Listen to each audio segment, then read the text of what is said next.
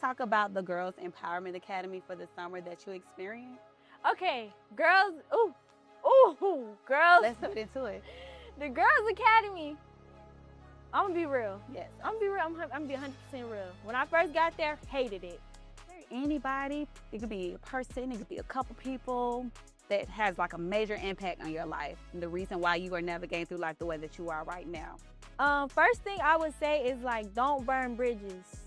Like, I think that's a big thing. Like, just like in life, like like, I think a lot of teens be stuck in their funks. Like, they go through stuff and they think that should be like their whole story. As the summer went by, I grew to love it.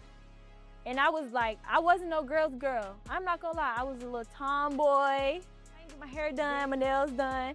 Then I went to the Girls Academy and it was just like prissy stuff, like pink everywhere, and you know, learning about like how, like not how to be a girl, but like to be more girly, to be more like feminine and be like the queens we are, like the Queen Bee Award, all that. Like, it was just like, it was good exposure to like something different. So Miss Jordan, can you tell me about yourself? Tell everyone about yourself and, you know, just being a team leader. Okay, so as y'all know, she said my name. My name's Cristal Jordan. A little bit about me. Let's see what I want to say. Okay, I'm 17. I'm a rising senior at Drew Charter School. And yeah, I played basketball for a couple years. Got a couple siblings.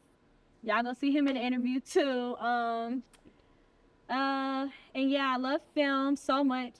Hold it so dearly to my heart. And Atlanta Teen Leaders, let's see.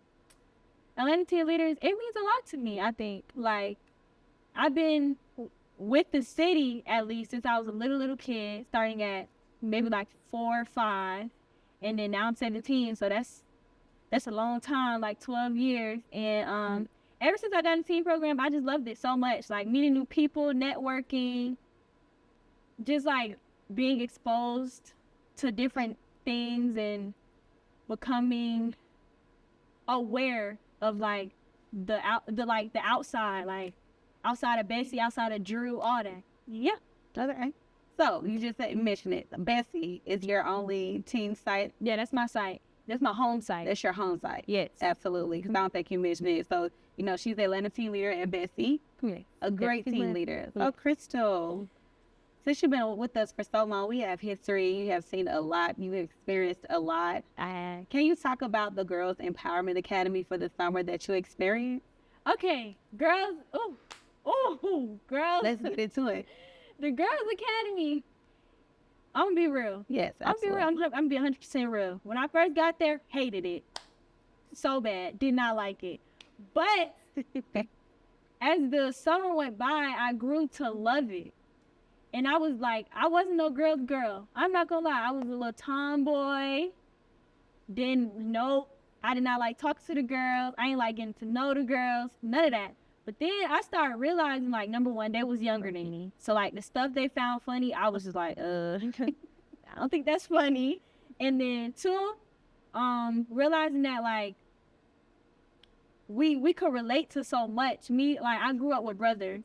So, like, being tomboy, like, talking about how I feel about stuff, and just, like, you know, I was like a little tomboy. I didn't get my hair done, my nails done.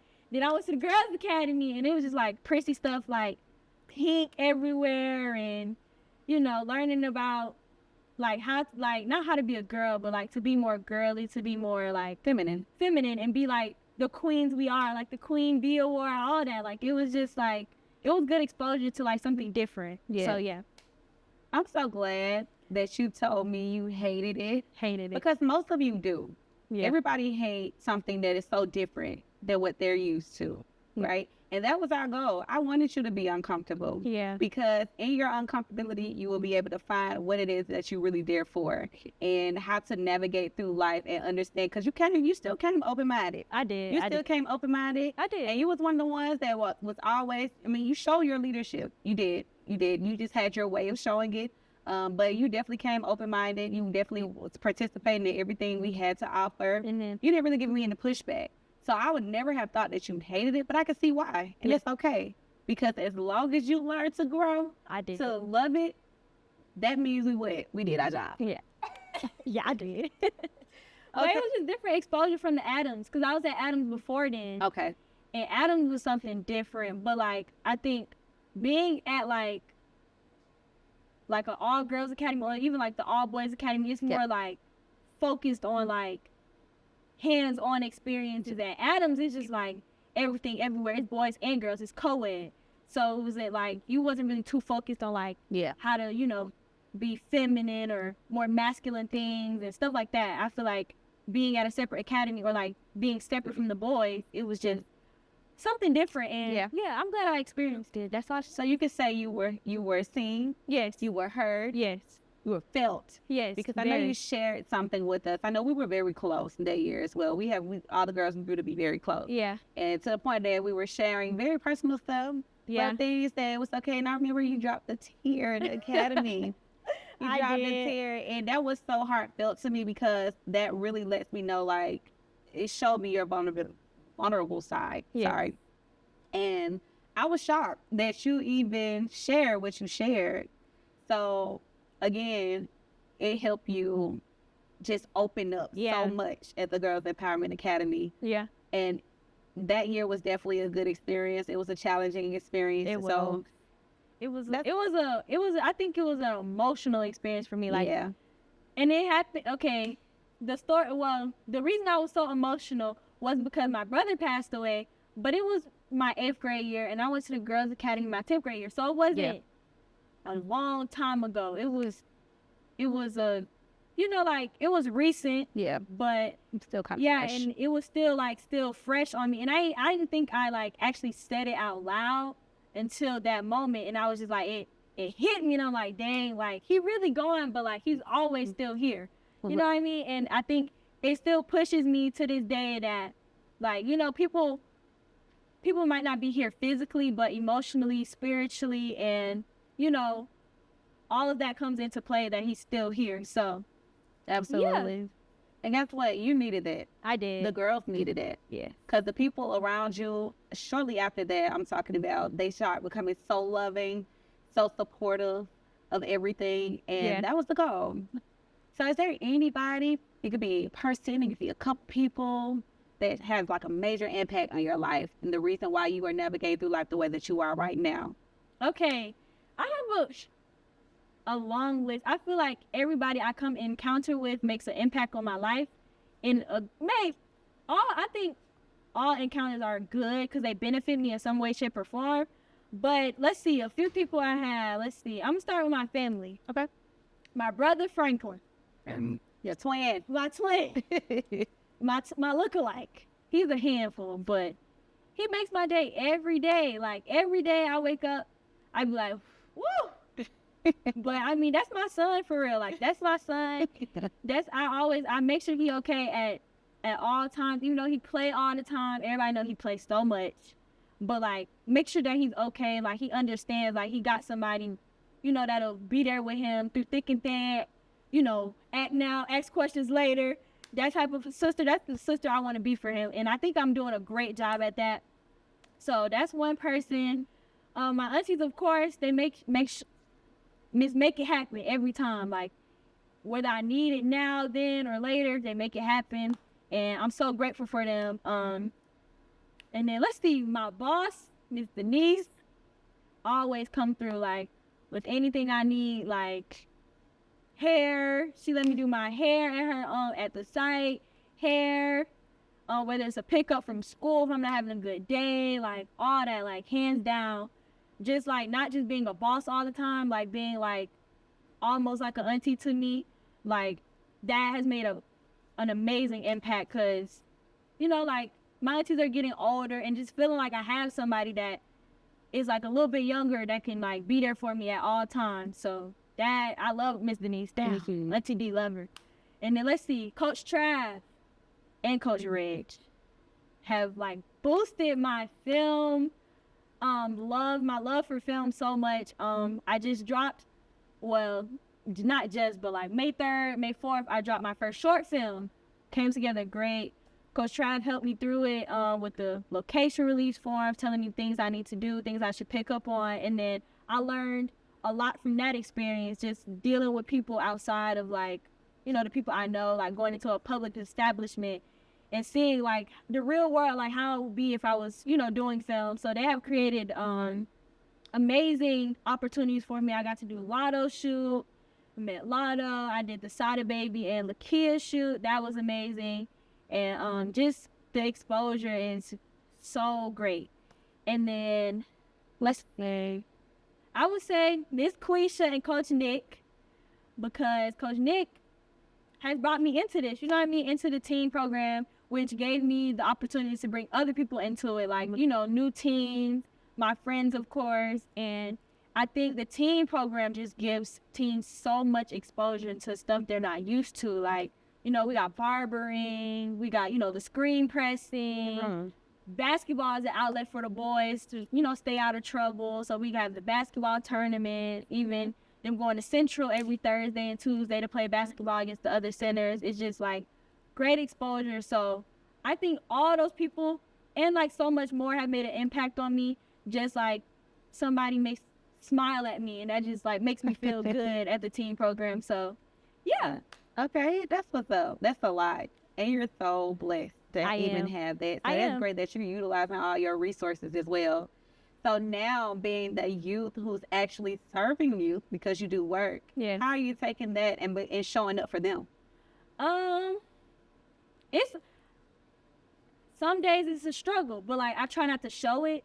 I'm a very I get overstimulated quick, like too many voices, too many kids running around touching and all that. It's just it's a lot, but like I think I'm getting used to it now. I've been working since my 8th grade year. I didn't get paid 8th grade. I volunteered just to see how it was. Hi, girl. And ever since then, it's been great. I love working with more like the challenged kids, like the ones that I know, like, aren't all the way, like emotionally intelligent or like physically there. Like, I love working with those kids because I like making an impact on their life so they feel like although that I'm different, I could still interact with kids who aren't like me. You know what I mean? Absolutely. So I think that has made a good impact too, like working with kids that, everybody don't want to play with, like, just being inclusive, like, oh, you can come play with us. It's nothing that, it's nothing wrong with being different. I'm different. You know what I mean? Absolutely. So I feel like working with them has made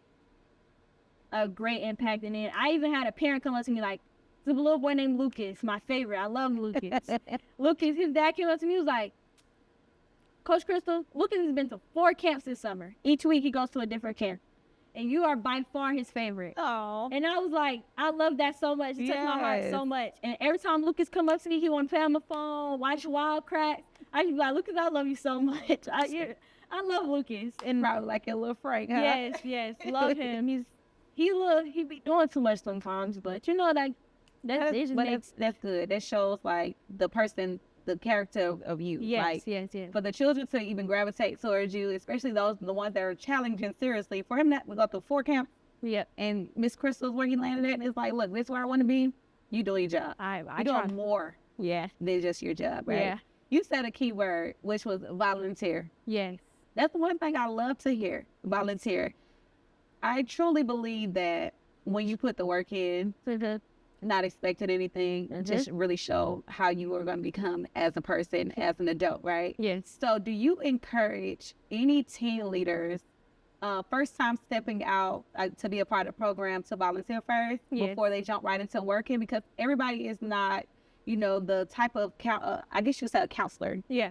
So they may not be everybody's strong force to do just that. But however, you really wouldn't know until you try. So do you advise for any teens that, that are trying to come apart or be a part of teen leaders to volunteer first? I think they should. Like, volunteering showed me like what to do and what not to do. It's counselors that start out like here, then kids walk over them and they play with them too much instead of starting up here.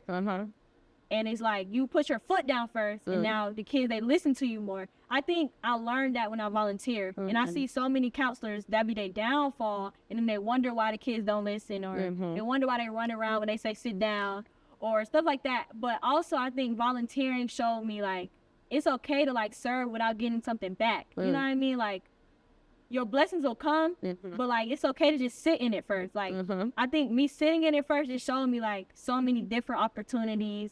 And when I volunteered, it was COVID, so it was like a whole different experience, like being quarantined during the time and having to be 6 feet and stuff. But now I definitely say like volunteer or even starting off part-time, so you can you know, like the balance. Experience work, but also experience teams. Right. Like a lot of people might not like it, like part-time, but full-time is a job. Like that's a job. You gotta be there on time. You can't. It's no slacking. But at the team program, it can show you like you can also have fun here. Like it's nothing wrong with being at the team. It's nothing wrong with being part-time all 4 years of high school. Like I think.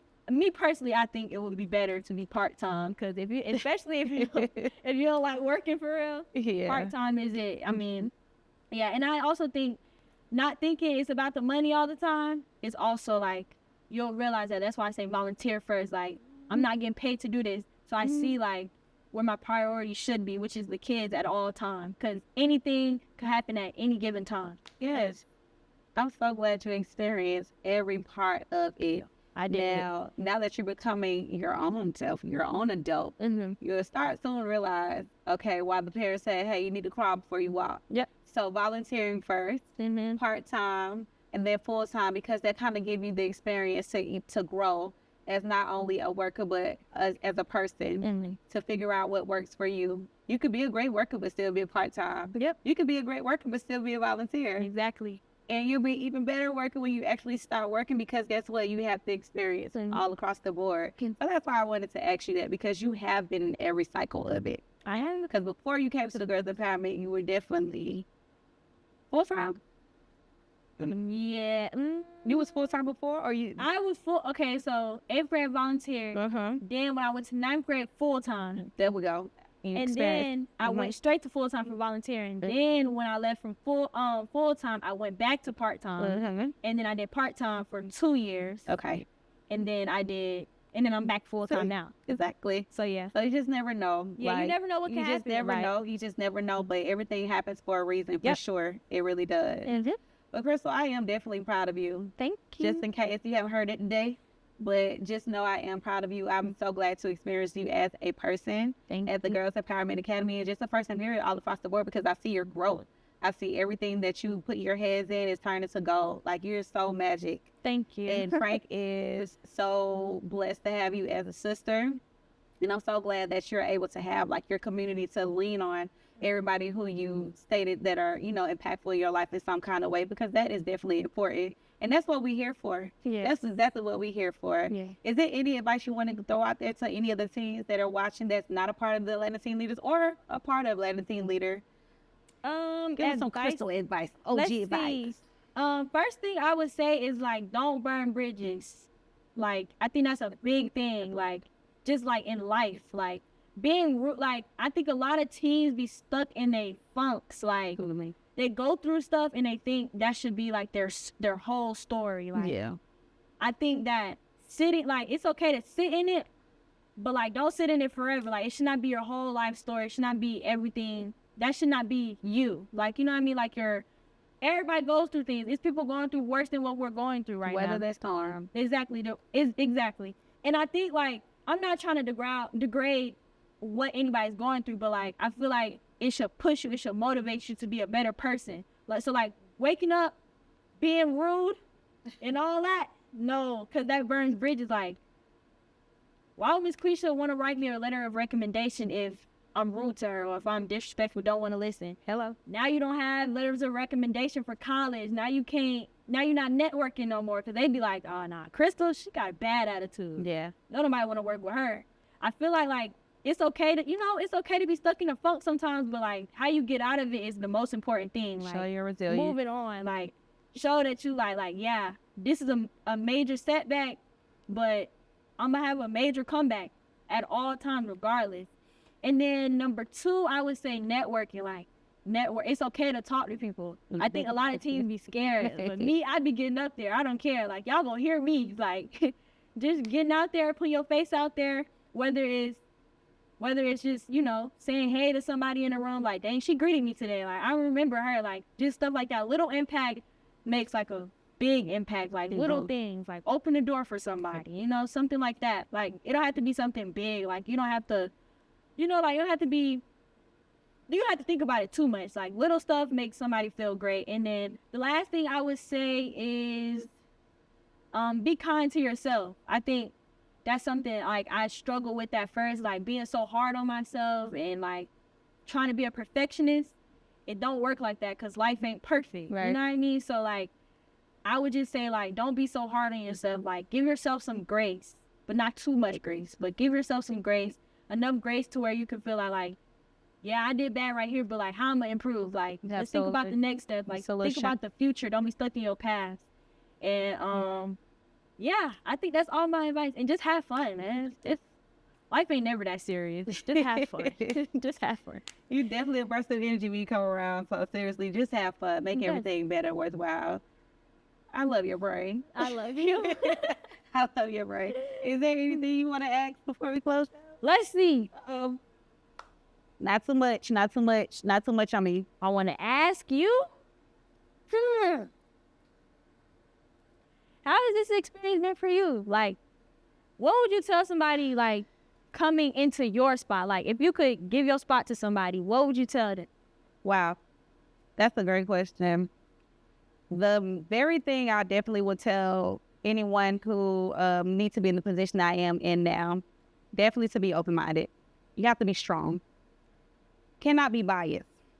All right? You have to be the best person you can be, making sure that you're delivering or being the best person to where it's like you just have to be that leader that you wish you had, seriously. So anything that it is that you wanted out of anything in life, you have to be that.